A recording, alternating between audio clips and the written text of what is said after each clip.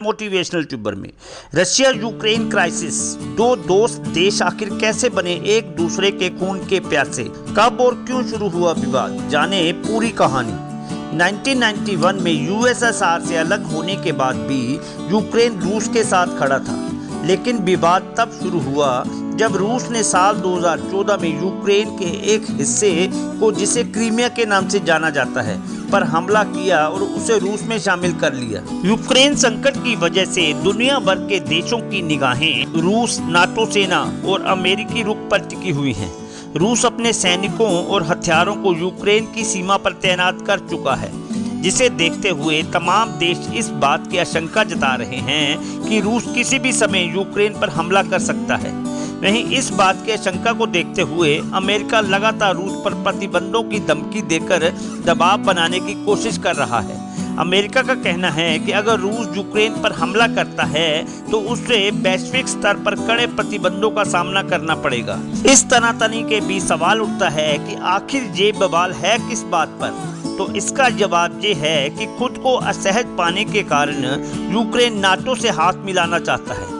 वहीं रूस अमेरिका से आश्वासन चाहता है कि यूक्रेन को किसी भी शर्त पर नाटो में जगह ना दी जाए।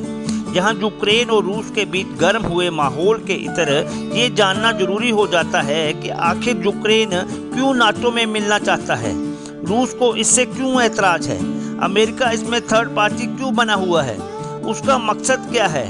इन सभी सवालों के जवाब आपको इस वीडियो में देखने को मिलेंगे कि आखिर यूक्रेन का जन्म कब और कैसे हुआ। एक समय रूस का सबसे पक्का दोस्त कहलाने वाला यूक्रेन आज उसका सबसे बड़ा शत्रु कैसे बन गया है। रूस और यूक्रेन यूरोप के दो बड़े देश हैं। हालांकि रूस 17 मिलियन स्क्वायर किलोमीटर क्षेत्रफल में यूक्रेन से 28 गुना बड़ा है। अगर भारत से तुलना करें तो रूस भारत से 5 गुना बड़ा है, वहीं यूक्रेन भारत से 3 गुना छोटा है। जनसंख्या के मामले में भी यूक्रेन रूस से कहीं आगे है। रूस की जनसंख्या 14.4 करोड़ है, वहीं यूक्रेन की जनसंख्या 4.4 करोड़ है। दोनों देशों में 1990 के बाद से प्रजनन दर में कमी आई है। वर्तमान में रूस में 1.5 और यूक्रेन में 1.2 प्रजनन दर है। भारत में ये 2 है और 2.1 को आदर्श प्रजनन दर माना जाता है, जिसे हर देश पाना चाहता है। रूस और यूक्रेन दोनों ही तेल और गैस के मामले में समृद्ध हैं। रूस के पास दुनिया का सबसे अधिक प्रमाणित गैस भंडार 48,938 बिलियन क्यूबिक मीटर है, और इससे भी खास बात यह है कि देश के गैस भंडार का 70% से अधिक हिस्से पर मालिकाना हक या स्वामित्व सरकारी ऊर्जा कंपनी गैज़प्रोम के पास है। यूरोपीय देशों को जितनी प्राकृतिक गैस की जरूरत पड़ती है, रूस उन्हें उसका 1/3 हिस्सा सप्लाई करता है, लेकिन अप्रैल 2021 के बाद उसने सप्लाई में बड़ी कटौती की है। हालांकि रूस अगर यूक्रेन पर हमला करता है तो इस स्थिति में अमेरिका रूस पर कड़े प्रतिबंध लगाने की धमकी दे चुका है। हमले की स्थिति में रूस पर प्रतिबंध लगाए जाने के बाद यूरोप को होने वाली गैस की आपूर्ति भी पूरी तरह बाधित हो सकती है। इससे पूरे यूरोप में ऊर्जा संकट उत्पन्न हो सकता है। इन सबके बीच अमेरिका की चांदी ही चांदी है। रूस पर प्रतिबंध लगाए जाने की स्थिति में उसे यूरोप को मनमाफिक कीमत पर गैस की सप्लाई करने का मौका मिलेगा। रूस के पास 80 अरब बैरल यानी दुनिया के कुल तेल भंडार का 5% सिद्ध तेल भंडार है। वहीं यूक्रेन में भी 395 मिलियन बैरल तेल और 349 बिलियन क्यूबिक मीटर गैस का एक बड़ा भंडार है। फिलहाल यूक्रेन पश्चिमी देशों और रूस के बीच एक कड़ी का काम करता है और रूसी गैस को यूरोपीय बाजारों में पहुंचाने में महत्वपूर्ण भूमिका निभाता है। ऐसे में अगर युद्ध होता है तो गैस संकट का उत्पन्न होना तय है। अर्थव्यवस्था में भी रूस यूक्रेन पर भारी है।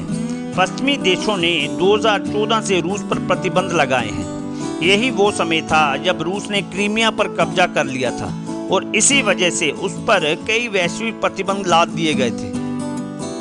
अगर रूस यूक्रेन पर हमला करता है तो उसे नए प्रतिबंधों का सामना भी करना पड़ सकता है। यूरोपीय सेंट्रल बैंक ने रूस के कर्जदाताओं को आर्थिक प्रतिबंधों के नतीजे के लिए तैयार रहने के लिए कहा है। यूक्रेन का प्रति व्यक्ति सकल घरेलू उत्पाद यानी जीडीपी लगभग $3,100 है, जबकि रूस का लगभग 4 गुना ज़्यादा $11,700 है।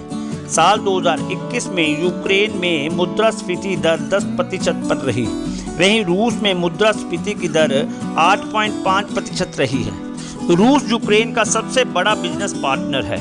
यूक्रेन के साथ रूस का द्विपक्षीय व्यापार 2011 में लगभग $50 बिलियन का था, जो कि 2019 में घटकर $11 बिलियन तक आ गया। इसके बावजूद रूस यूक्रेन के सबसे बड़े व्यापार भागीदारों में से एक बना हुआ है। यूक्रेन $55 बिलियन का आयात करता है, जिसमें से चीन का हिस्सा सबसे ज़्यादा 13.3% का है। इसके बाद दूसरे नंबर पर 12% के साथ रूस मौजूद है। वहीं इस मामले में तीसरा सबसे बड़ा देश जर्मनी है, जिसकी यूक्रेन के कुल आयात में 9.6% की हिस्सेदारी है।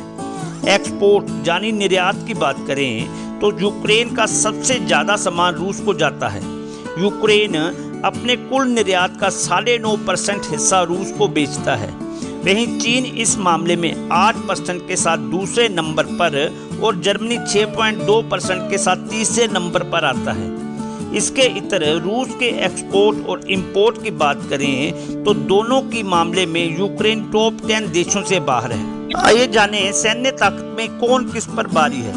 रूस के पास दुनिया की सबसे शक्तिशाली सेनाओं में से एक है। ये देश रक्षा पर खर्च करने वाले शीर्ष 5 देशों में शुमार है। साल 2020 में रूस ने अपनी सेना पर $61.7 अरब खर्च किए, जो कुल सरकारी खर्च का 11.5% था। वहीं Stockholm International Peace Research Institute के मुताबिक इसकी तुलना में यूक्रेन ने अपनी सेना पर $5.9 अरब या सरकारी खर्च का 8.8% हिस्सा खर्च किया। रूस के सैनिकों की बात करें तो रूस की सैनिकों की संख्या 29 लाख है, वहीं यूक्रेन में 11 लाख की सैनिक संख्या है। जंगी जेट की बात करें तो रूस की संख्या 1511 है, वहीं यूक्रेन के पास 98 जंगी जेट हैं। अटैक हेलीकॉप्टर की बात करें तो 544 और यूक्रेन के पास 34 अटैक हेलीकॉप्टर हैं। टैंकों की बात करें तो 12,240 रूस के पास हैं, तो वहीं यूक्रेन के पास 2,596 टैंक हैं। तोपखाने की बात करें 7,571 रूस के पास, तो वहीं यूक्रेन के पास 2,040 तोपखाने हैं। टकराव का सबसे बड़ा कारण नाटो है, रूस के लिए ही जिसका जन्म हुआ था।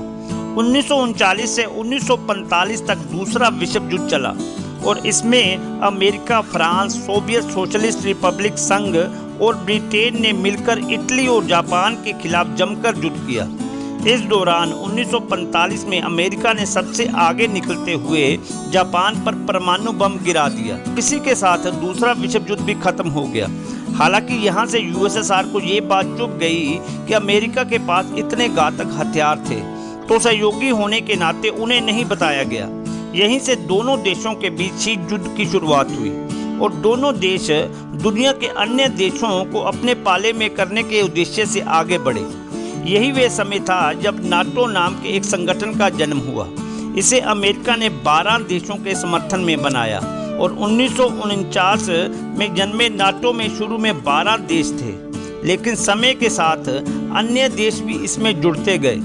अब ये 30 देशों का एक मजबूत संगठन बन गया है। इस समय नाटो में कुल 30 देश हैं और 3 देश रूस के पड़ोसी देश हैं, जिसमें Albania 2009, Belgium 1949, Bulgaria 2004, Canada 1949, Croatia 2009, चेक Republic 1999, Denmark 1949, Estonia 2004, France 1949, Germany 1955, Greece 1952, Hungary 1999, Iceland 1949, Italy 1949, Latvia 2004, Lithuania 2004, Luxembourg 1949, Montenegro 2017, Netherlands 1949, North Macedonia 2020, Norway 1949, Poland 1999, पुर्तगाल 1949, रोमानिया 2004, स्लोवाकिया 2004, स्लोवानिया 2004, स्पेन 1982, तुर्की 1952, ब्रिटेन 1949 और अमेरिका 1949 का शामिल है।